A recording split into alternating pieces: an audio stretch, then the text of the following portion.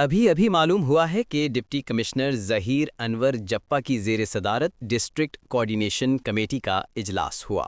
اجلاس میں ضلع میں امن و امان، سمگلنگ، غیر قانونی پیٹرولیم مصنوعات کی خرید و فروخت، گداگری، ٹریفک قوانین پر عمل درآمد کی صورتحال کا تفصیلی جائزہ لیا گیا۔ اس موقع پر ڈپٹی کمشنر ظہیر انور جپا کا کہنا تھا کہ عوامی سہولت اور قانون کی عملداری کے لیے تمام ادارے باہمی رابطہ اور کوآرڈینیشن کو مزید مؤثر بنائیں۔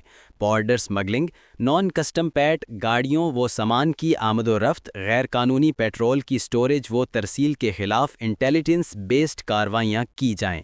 ضلع بھر میں گداگری نیٹ ورک کو ختم اور اس پیشہ سے وابستہ افراد کو قانون کی گرفت میں لایا جائے گا۔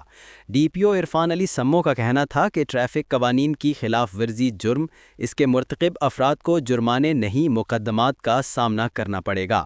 گداگروں کے خلاف بھرپور مہم چلائی جائے، پولیس مقدمات درج کرے گی۔